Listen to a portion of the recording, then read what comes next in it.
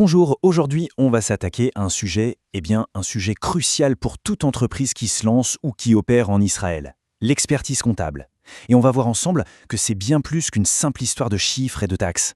En fait, c'est un véritable levier de succès, surtout dans un environnement aussi dynamique et complexe.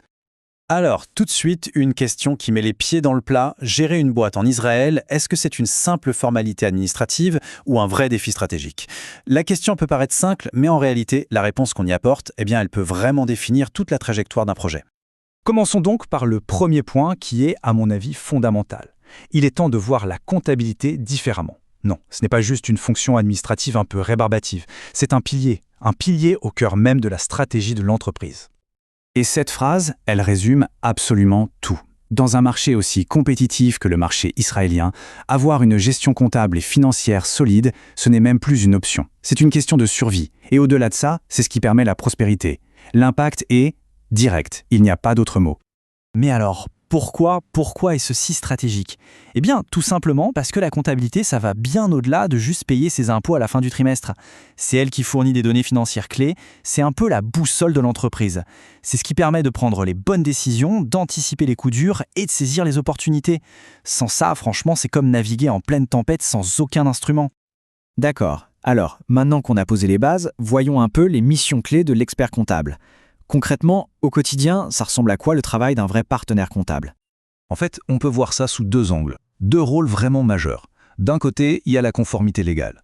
Ça, c'est la défense. C'est le bouclier qui protège l'entreprise des problèmes, des pénalités. Bref, on s'assure que tout est en règle. Et de l'autre côté, il y a l'optimisation fiscale. Ça, c'est l'attaque. C'est la stratégie qui va chercher à améliorer la rentabilité, à créer un avantage. Et pour gagner, il faut être bon dans les deux. Mais bien sûr, le travail ne s'arrête pas là. L'expert va aussi s'assurer que les déclarations fiscales sont impeccables pour éviter la moindre erreur, le moindre risque. Il y a aussi tout le suivi financier, rigoureux, constant, pour garantir la stabilité et permettre la croissance. Et puis, bien sûr, les audits pour une transparence totale. C'est vraiment un service complet à 360 degrés. Un autre point qui est super important à saisir, c'est que la comptabilité, ce n'est pas du tout un domaine figé. C'est une expertise qui est en constante évolution, qui bouge tout le temps, que ce soit à cause des nouvelles technologies ou des changements de loi. Et aujourd'hui, la formule gagnante, c'est clairement ça. L'alliance entre la technologie et l'expertise. Attention, la technologie ne remplace pas l'expert. Non, elle augmente ses capacités. C'est une synergie. On a des outils ultra performants et de l'autre, l'intelligence humaine. C'est de cette combinaison que naît la vraie valeur ajoutée. Alors, comment ça marche en pratique cette alliance?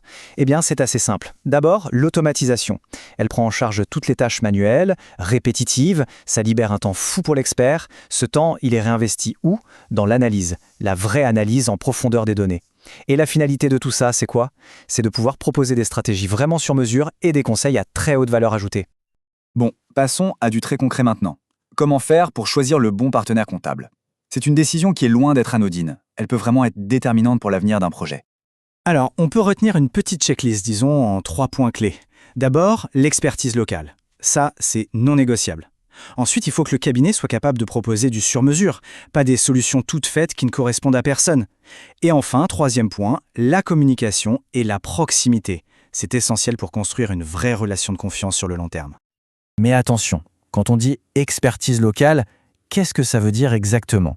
Ça ne veut pas juste dire connaître la loi par cœur. Non, c'est comprendre les pratiques, les subtilités du marché local, c'est maîtriser des avantages fiscaux bien spécifiques, comme ceux pour les olimadachim par exemple, et c'est aussi savoir jongler entre les systèmes fiscaux de plusieurs pays, comme faire le lien entre le système israélien et le système français.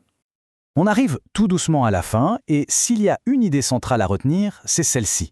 Il faut vraiment changer de perspective. Arrêter de voir la comptabilité comme un coût, une charge obligatoire, et commencer à la voir comme ce qu'elle est, un investissement stratégique pour l'avenir. Et cette phrase, une fois de plus, l'illustre à la perfection. La comptabilité, c'est bien plus qu'une discipline financière. C'est le pilier, les fondations sur lesquelles tout repose. La conformité, la croissance et au final, la pérennité de l'entreprise. Le point crucial, il est donc là. Un vrai partenaire comptable, un bon, ne se contente pas de tenir les livres de compte. Non, il transcende ça pour devenir un acteur essentiel au développement stratégique de l'entreprise. C'est en somme un investissement direct dans la réussite future du projet. On va donc finir là-dessus avec une question qui, je trouve, résume tout. Pour une entreprise, sa comptabilité, c'est quoi? Un coût qu'on subit ou un levier de croissance qu'on active? Réfléchissez-y, parce que le choix de la réponse, il change absolument tout. Merci beaucoup et à très bientôt.